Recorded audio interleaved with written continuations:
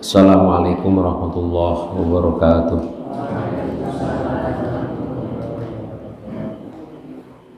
Alhamdulillahirabbil alamin. Nahmaduhu wa nasta'inuhu wa nastaghfiruh.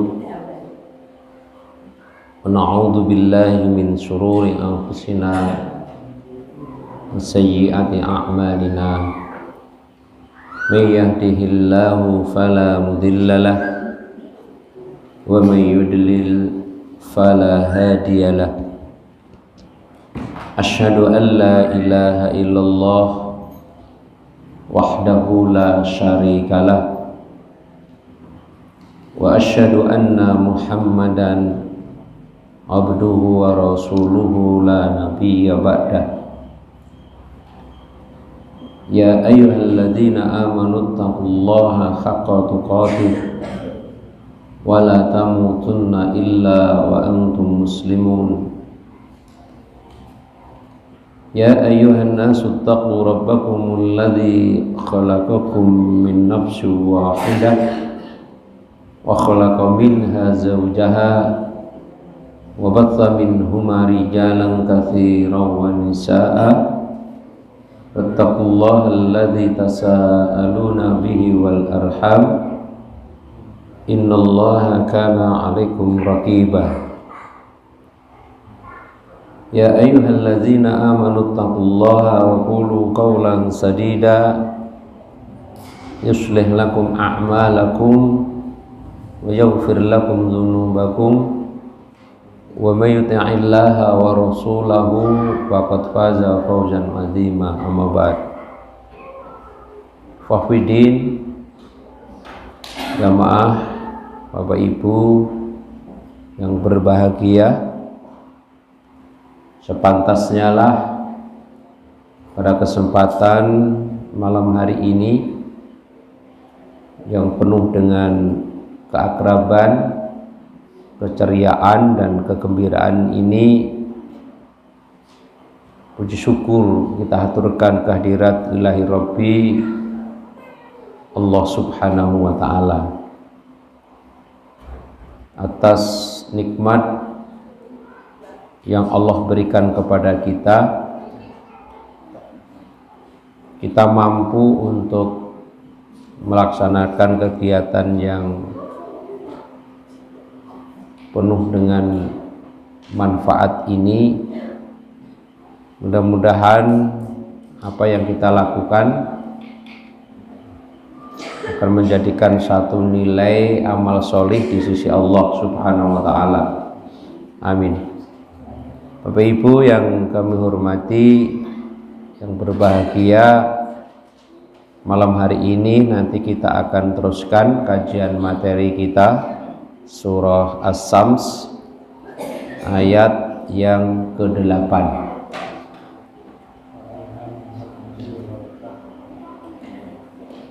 Sebagaimana biasa, mari kita murojaah untuk bacaan kita. Dibuka surah As-Sams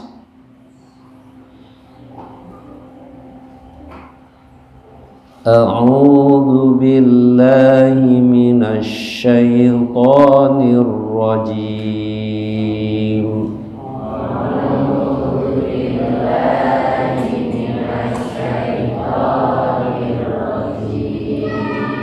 Bismillahirrahmanirrahim. Bismillahirrahmanirrahim. Wasyamsi wa duhaha.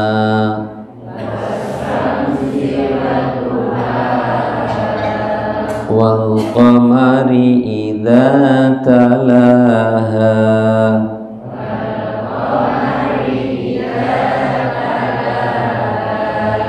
وَالنَّهَارِ إِذَا جَلَّاهَا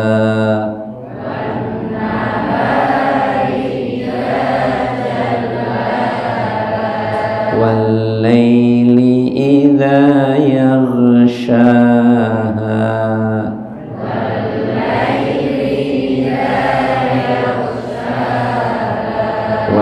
samai wa ma banaha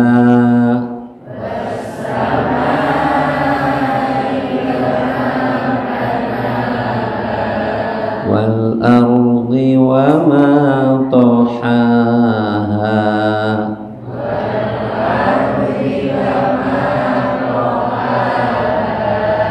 wa nafsin wa ma sawwaha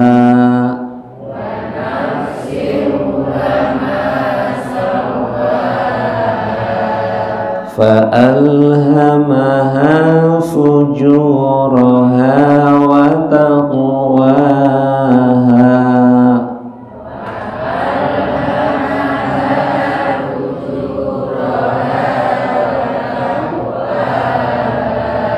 qad aflaha man zakkaha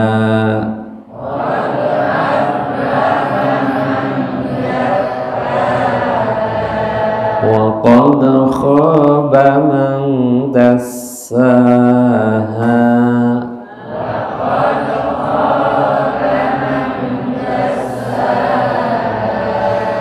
kadzabat samud bitagwaha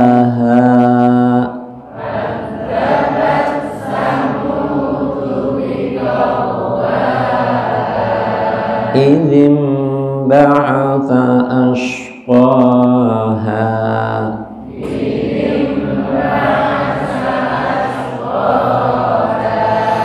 faqala lahum rasulullahi naqatallahi wa suqyaha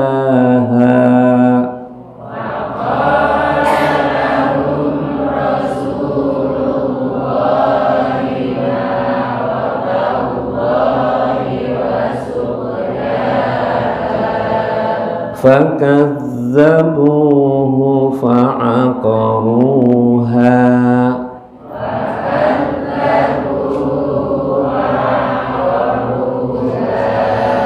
fadamdama 'alaihim rabbuhum bidzambihim fasawwaha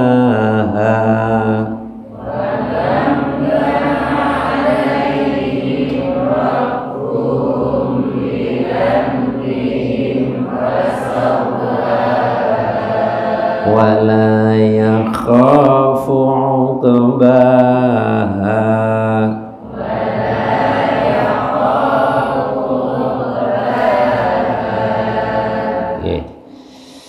Alhamdulillah, mugi-mugi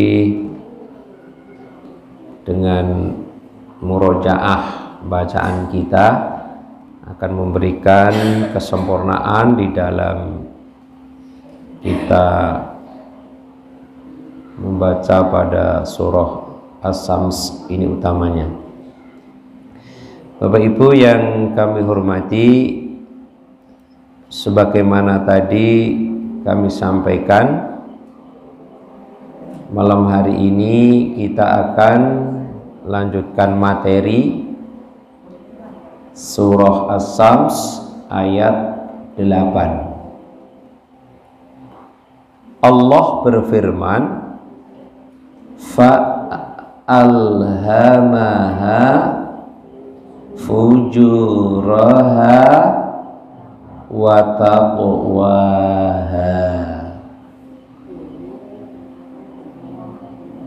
Terjemahan bebasnya sebagaimana yang ada pada Al-Quran kita, maka Allah mengilhamkan kepada jiwa itu jalan kefasikan dan ketakwaan.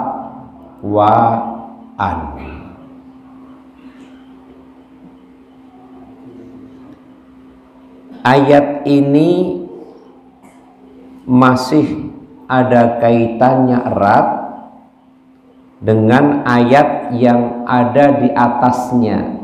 Ayat berapa? Ayat 7. Apa itu? Tentang apa? Tentang tentang jiwa. Tentang jiwa. Nah, maka dari ayat 8 ini kita nanti akan kaji yang pertama, bagaimana maksudnya Allah itu mengilhamkan. Yang kedua, tentang jiwa. Dan yang ketiga, nanti tentang kefasikan dan ketakwaan. Ada 3 yang nanti perlu kita pelajari.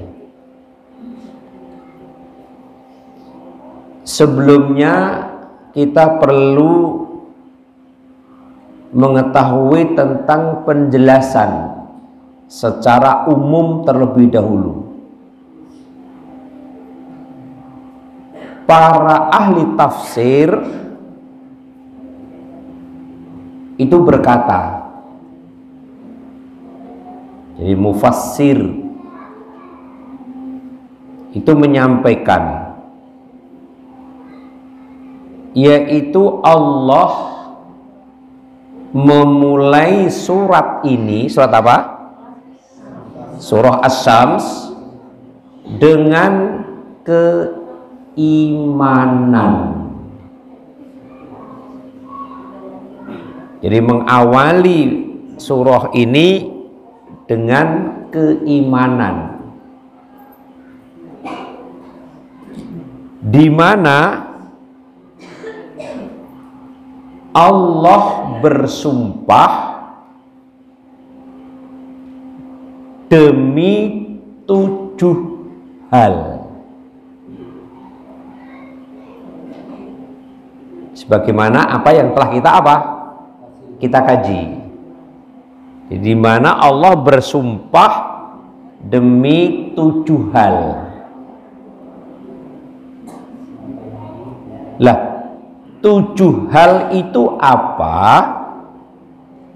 Nah, sejenak kita kembali ke belakang. Apa 7 hal yang dijadikan sebagai media sumpah oleh Allah Subhanahu wa ta'ala? Yang pertama, wasyamsi wa duhaha. Apa artinya? Demi matahari dan cahayanya. Yang pertama. Pasangannya matahari apa? Bulan. Maka ayat yang kedua, media sumpah yang kedua, wal qamari idza talaha. Dan bulan apabila mengiringinya. Sudah berapa? 2. Tadi berapa jumlahnya? 7. Yang ketiga, wan nahari idza jallaha. Dan siang apabila gimana? Menampakkannya. Berapa ini? Yang ketiga. Pasangannya nahar apa? Malam. Maka yang keempat, wal-laili idza yaghshaha. Dan malam apabila menutupinya. Terus yang keberapa? Yang ke-5, was-samai wa ma banaha, dan langit serta pembinaannya. Pasangannya langit apa? Bumi. Wal ardi wa ma tohaha, dan bumi serta penghamparannya. Sudah berapa? 6. Tinggal berapa? Tinggal 1. Wa nafsi wa ma sawaha, dan jiwa serta penyempurnaannya. Nah, ini kata para mufassir di mana Allah bersumpah demi 7 hal. Hal ini dalam sumpah ini maksudnya untuk menampakkan itu apa? Ya, basa Jawa ngetokke. Menampakkan, jadi untuk apa? Memperlihatkan. Kok ngetokke? Memperlihatkan apa? Keagungan, kekuasaan Allah dan keesaannya dengan sifat ketuhanan. Nah, ini kata kuncinya. Allah bersumpah dengan 7 hal itu dalam rangka untuk memperlihatkan keagungan kekuasaannya. Tidak ada selain Allah yang mampu untuk melakukan apa? Melakukan apa? 7 hal di atas. Tidak ada yang mampu. Nah, disitulah Allah menampakkan keagungan kekuasaannya.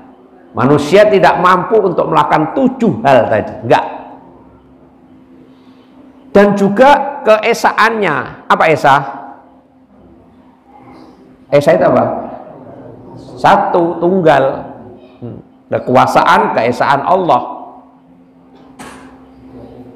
serta sifat ketuhanan, Sang Pencipta, penguasa, pemelihara.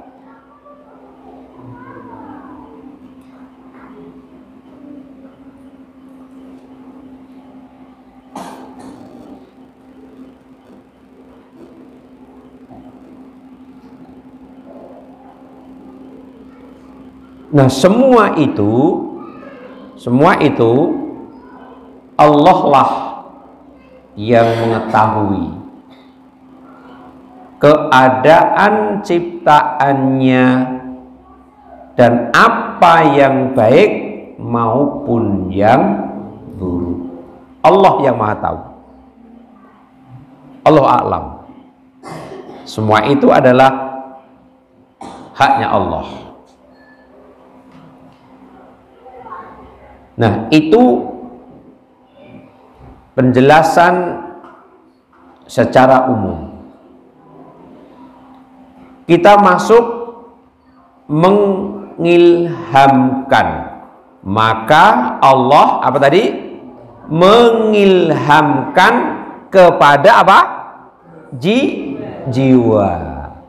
Apa maksudnya mengilhamkan? Apa maksudnya? Mengilhamkan maksudnya adalah menjelaskan. Jadi Allah menjelaskan, kan begitu. Jadi mengilhamkan maksudnya adalah menjelaskan. Berarti Allah menjelaskan kepada apa? Jiwa. Menjelaskan. Juga punya makna mengilhamkan itu memahamkan. Memahamkan. Jadi Allah memahamkan kepada jiwa. Apa yang difahamkan nanti akan kita pelajari. Yang pertama tadi apa? Menjelaskan. Yang kedua memahamkan. Yang ketiga mengenalkan. Mengenalkan. Jadi Allah mengenalkan. Nah, itu adalah makna apa? Mengilhamkan.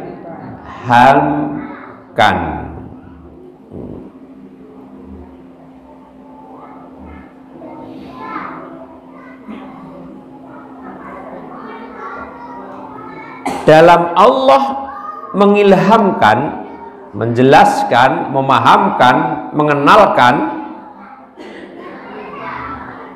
kepadanya itu tanpa belajar segala yang buruk agar ia menghindarinya dan segala yang baik agar ia melakukannya. Jadi Allah mengilhamkan kepada jiwa itu, mana loh? Menghilangkan kepada jiwa itu segala yang buruk dan juga segala yang baik. Jadi Allah menjelaskan kepada jiwa itu mana yang buruk, mana yang baik. Yang buruk agar apa? Agar dihindari. Sedangkan yang baik agar untuk dilakukan oleh siapa? Jiwa sudah.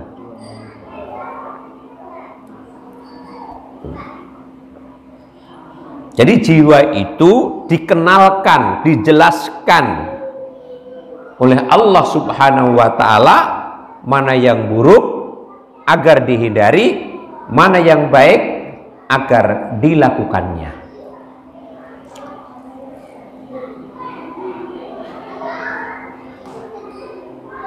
Sedangkan menurut Ibnu Abbas, beliau berkata, maksudnya mengilhamkan adalah Allah menjelaskan, sama kan dengan di atas, sama menjelaskan kepadanya tentang baik dan buruk, sama, ketaatan dan kemaksiatan. Jadi jiwa itu dijelaskan oleh Allah, ini loh yang baik, ini loh yang buruk, ini loh yang taat, ini loh yang maksiat. Dan mengenalkan sesuatu yang sebaiknya didatangi dan dihindari. Perkara sesuatu yang harus didatangi, maksudnya didatangi apa? Untuk dilakukan, dan mana sesuatu itu yang perlu dihindari, dijauhi, tidak dilaksanakannya. Itu maknanya apa tadi? Mengilhamkan. Jelas tadi? Apa yang pertama? Menjelaskan. Terus memahamkan. Yang ketiga mengenalkan. Mengenalkan.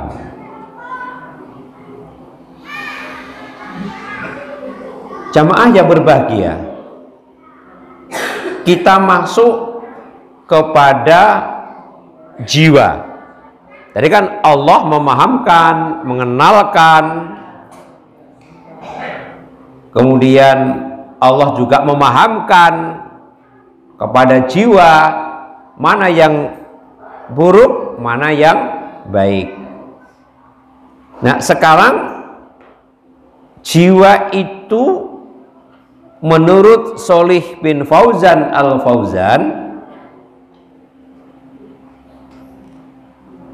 beliau memberikan satu penjelasan bahwa jiwa itu terbagi menjadi dua macam.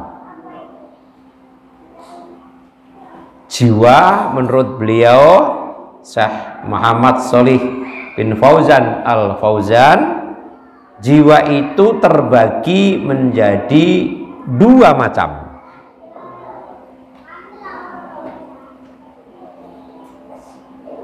Yang pertama yaitu jiwa yang rusak.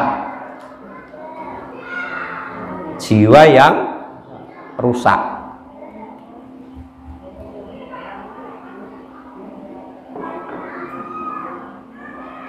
Dikatakan rusak karena jiwa itu keluar dari ketaatan kepada Allah.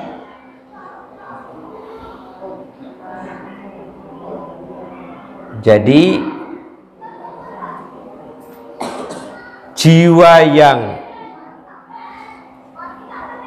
tidak mau taat kepada Allah, maka dikatakan jiwa itu adalah rusak. Jadi condongnya, apalagi keinginannya itu kepada sesuatu yang ingin keluar dari ketaatan. Bangsa kon taat ngono piye? Angel. Kon taat abot. Kon taat alsanai. Jak sholat ngelibet, jak ngaji ruwet. Pokoknya kalau diajak untuk ketaatan, wis abot, senengnya keluar dari ketaatan. Nah, itu menurut beliau dikatakan jiwa seseorang itu adalah rusak. Nah, maka untuk mengukur pada jiwa kita masing-masing,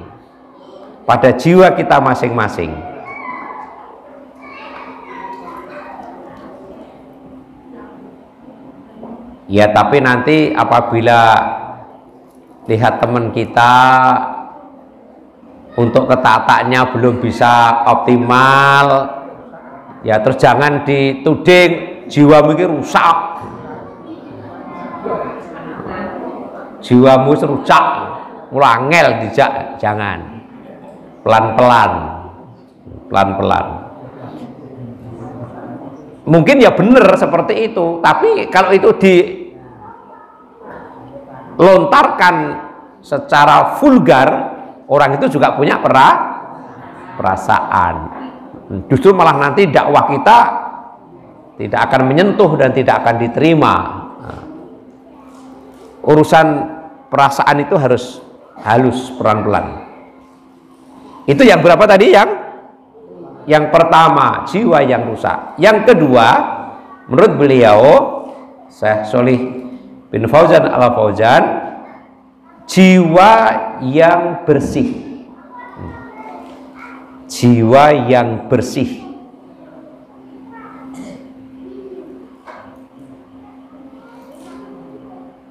Nah, jiwa yang bersih ini dengan ketakwaan kepada Allah Subhanahu wa ta'ala. Apa takwa? Taat. Jadi jiwa yang bersih itu senantiasa taat kepada Allah Subhanahu wa ta'ala. Maka standar untuk mengukur jiwa kita ini hanya ketaatan kepada Allah seperti apa? Ketaatan kepada Allah kuat, itulah jiwa yang bersih. Dan tentunya jiwa yang rusak ataupun jiwa yang bersih ini akan terpancarkan dalam sikap lahiriahnya seberapa besar ketaatan kepada Allah. Apakah dia taat kepada Allah? Apakah dia keluar dari ketaatan kepada Allah? Nah, maka tadi Allah itu memahamkan, Allah itu menjelaskan kepada jiwa, nah, menjelaskan kepada jiwa. Apa yang dijelaskan? Yaitu jalan kefasikan dan jalan ketakwaan. Itu yang dijelaskan jiwa, yang dijelaskan oleh Allah tentang kepada jiwa.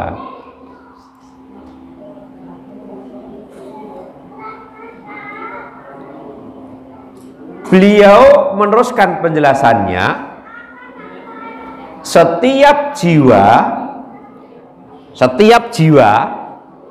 itu diciptakan dalam keadaan suci dari dosa. Nah, ini yang perlu difahami. Jadi setiap jiwa itu diciptakan dalam keadaan suci dan dosa. Berarti diciptakan berarti pada awalnya jiwa itu adalah suci dari dosa. Awalnya memang itulah Allah ciptakan jiwa. Awalnya adalah suci dari dosa. Nah, terus bagaimana? Akan tetapi pemilik siapa? Pemilik jiwa siapa?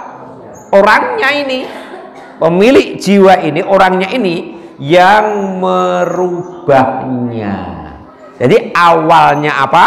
Suci dari dosa, tapi terus pemiliknya itu sendiri, manusianya itulah yang merubahnya. Sebagaimana apa yang disabdakan oleh Rasulullah Shallallahu Alaihi Wasallam dalam hadis yang sangat-sangat populer di tengah kita, kullu mauludin yuladu alal fitrah hatta yu'riba anhu lisanuhu fa abawahu yuhawwidanihi au yunassiranihi au yumajjisanihi. Setiap anak yang lahir dilahirkan di atas fitrah. Di atas fitrah. Apa fitrah tadi awalnya? Bersih dari dosa. Hingga ia fasih berbicara.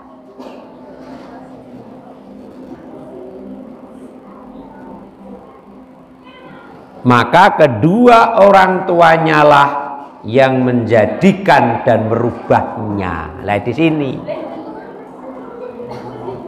Nah, jadi awalnya itu bersih dari dosa, tapi terus kedua orang tuanya, karena anak kecil itu di bawah apa? Asuhan, di bawah bimbingan oleh siapa? Orang tua. Lah orang tua inilah yang sangat menentukan dalam rangka untuk merubah jiwa yang notabene itu adalah suci dari dosa. Maka penjelasan hadis ini, jika tarbiyah seseorang itu baik, apa tarbiyah? Apa tarbiyah? Jika tarbiyah seseorang itu baik, tarbiyah itu adalah pendidikan. Apabila seseorang itu dalam mendidiknya itu yang baik, yang tadi siapa? Orang tuanya. Kalau orang tuanya dalam mentarbiyah itu baik, maka akan baik pula jiwanya.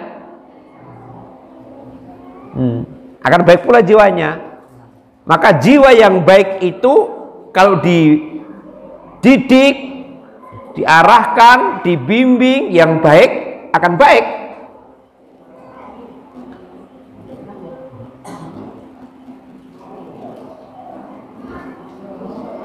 Maka ada satu teori apa? Tabula rasa. Jadi ibarat anak kecil itu bagian apa? Kertas yang masih putih. Nah, kertas putih itu akan diisi apa? Nah, itu kan tergantung sing apa? Sing nulis, kan begitu. Hasilnya seperti apa? Kalau sekarang lebih model lagi apa? CD ya. Seperti CD yang masih kosong. Nah, akan diisi apa? Kalau diisi baik, nanti ketika diputar keluarnya ya baik. Kalau CD kosong diisi jelek, ketika diputar ya keluarnya jelek.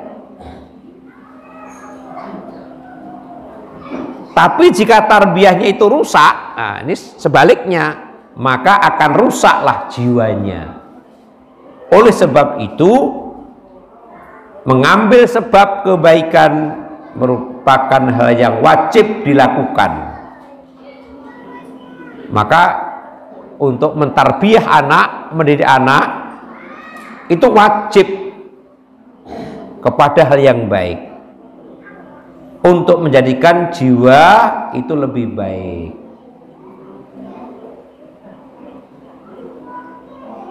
Maka orang tua itulah yang sangat dominan ketika anak itu masih usia dini. Usia dini itu kan nek ngene sapa? Orang tua. Kemudian wayahe apa? Sekolah udah dibagi lagi. Pak guru ikut untuk memberikan didikan, memberikan tarbiyah. Maka agar jiwa itu tetap baik, tempatkan di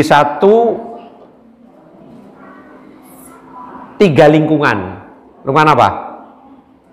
Pertama, keluarga, terus sekolah, terus masyarakat. Tiga ini sangat berpengaruh. Keluarga, sekolah, masyarakat. Kompak kudune. Keluarga hebat, sekolahan hebat, masyarakatnya enggak hebat. Nah, untuk menciptakan nanti jadi hebat angel, karena ada satu faktor yang tidak hebat. Sekolahan hebat, masyarakatnya hebat, keluarganya orang patek. Nah, iya kan?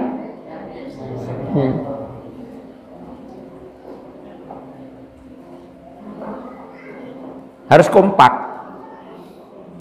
Dalam rangka apa? Untuk mempertahankan jiwa itu agar tetap baik. Maka setiap insan harus pandai memilih jalan yang ia tempuh. Memilih jalan yang ia tempuh. Apakah jalan itu apa? Baik, ataukah jalan itu yang buruk? Maka setiap insan harus pandai memilih. Mengapa? Karena setiap langkah itu dan amalan seorang hamba yang menjadi pilihannya itu nanti akan tanggung jawabkan. Maka hati-hati dalam memilih. Karena apa? Hidup itu memang pilihan, tidak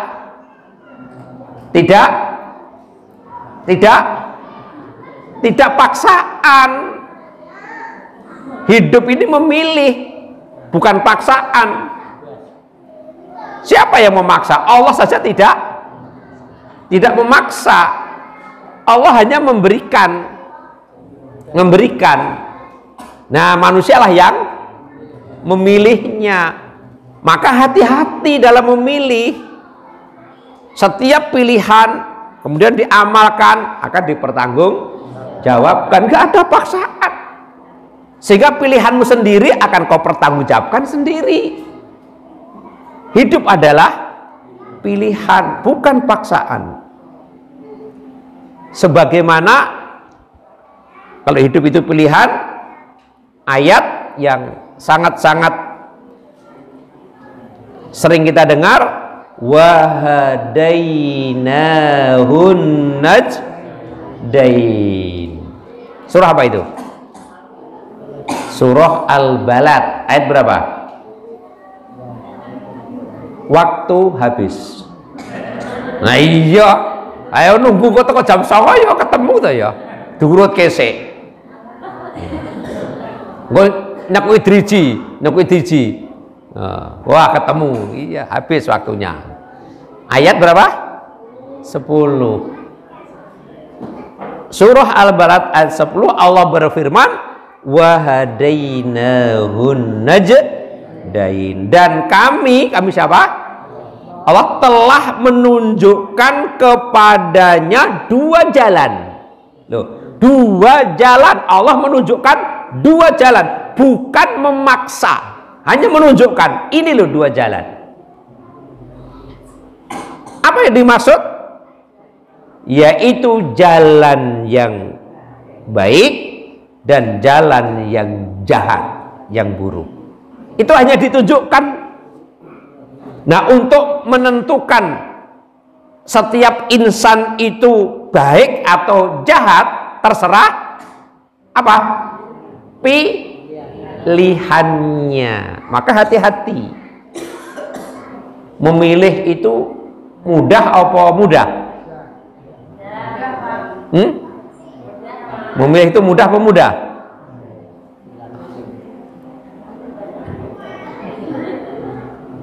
Hati-hati kalau salah pilih.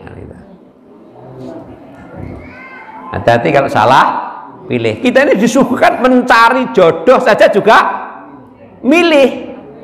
pilihan.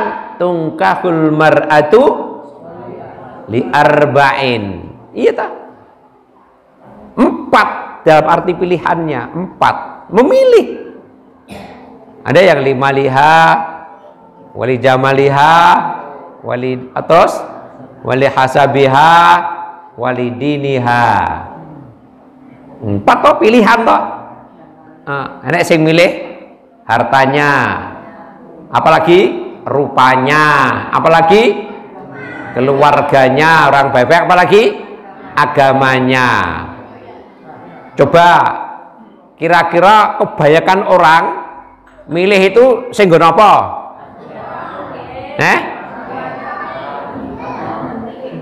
Milih kabeh. Nek arep milih kabeh papat ini makhluk langka.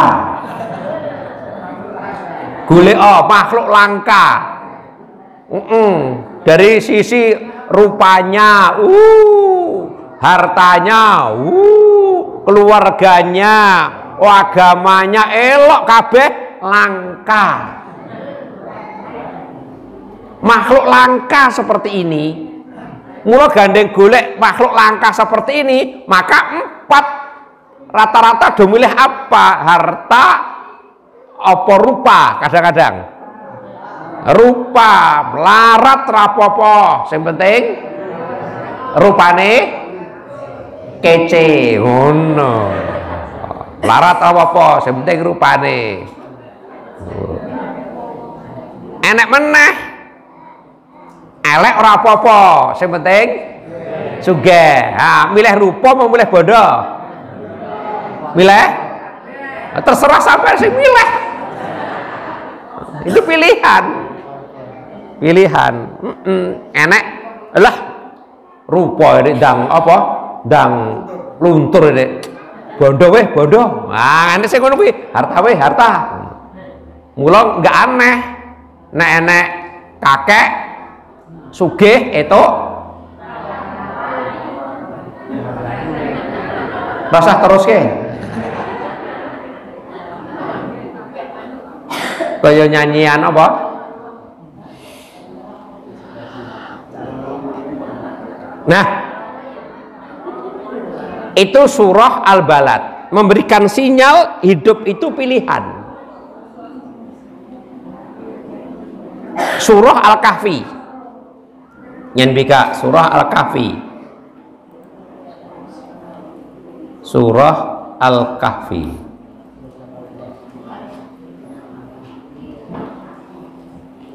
ayat 29 itu juga pilihan. Surah Al-Kahfi ayat 29 wa qulil haqqu mir rabbikum, terus faman syaa falyu'min wa man syaa falyakfur. Siapa yang ingin apa? Beriman, imanlah. Terus siapa yang ingin apa?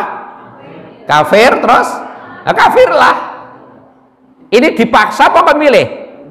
Milih. Milih. Allah nggak memaksa kamu harus iman, kamu harus kafir, enggak, bebas. Tapi beresiko dari pilihan itu. Maka besok akan dimintai pertanggungjawaban.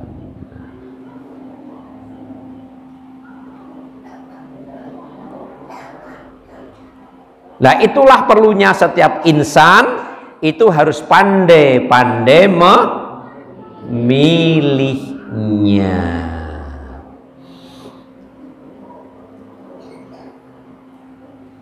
Karena apa yang mereka pilih, setiap langkah dan amalannya akan dipertanggungjawabkan besok di hari kiamat. Sebagaimana firman Allah pada surah Fusilat. Dibuka pada surah Fusilat.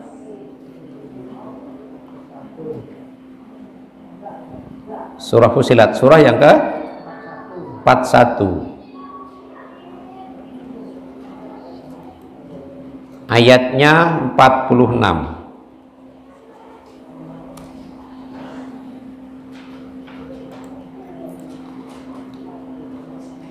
Surah Fusilat, surah yang ke-41, ayatnya 46. Allah berfirman, "Man 'amila salihan fali nafsi." Terus, "Wa man asaa fa'alaiha." Terus, "Wa ma rabbuka bidzalamil lil abid." Barang siapa yang mengerjakan apa? Amal yang salih, amal yang baik bahasa kita, maka pahalanya ya untuk dirinya. Ya, pilihannya baik, yo ganjarane baik untuk dirinya. Karena konsekuensi pilihan itu, memilih baik akan mendapat pahala untuk dirinya. Tapi sebaliknya, dan barang siapa mengerjakan apa? Perbuatan apa itu? Jahat, terus wa 'alaiha, maka dosanya untuk ya dirinya.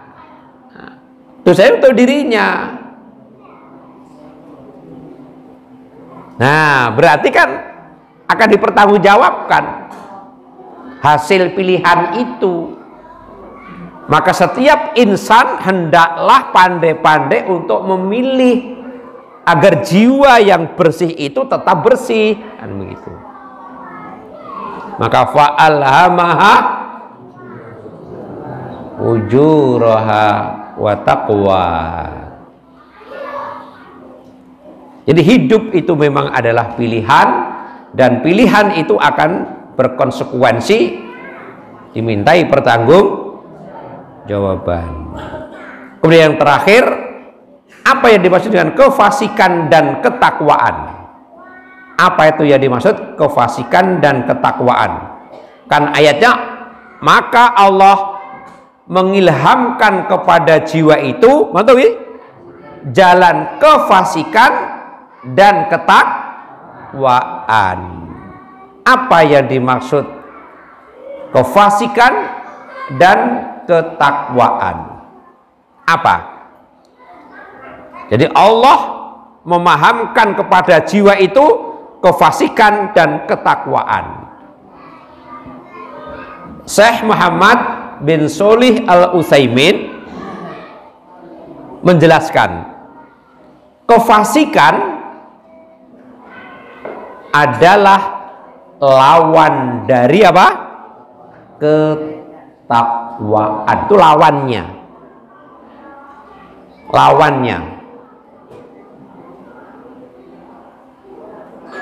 Lah kalau kefasikan itu lawan ketakwaan, apa itu ketakwaan? Beliau menjelaskan, ketakwaan adalah ketaatan kepada Allah.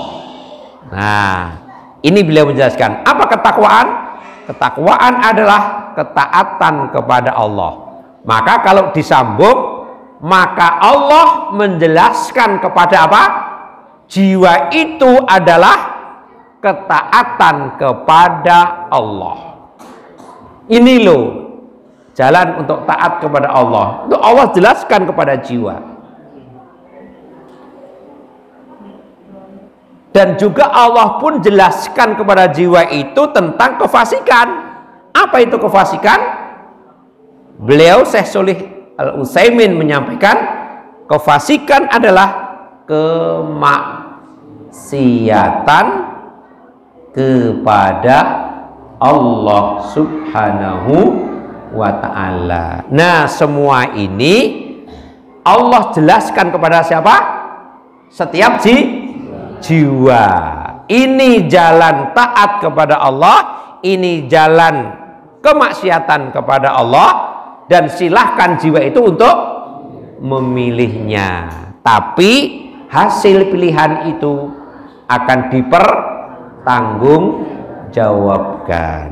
Nah, Bapak Ibu jamaah yang berbahagia, inilah kajian pada malam hari ini.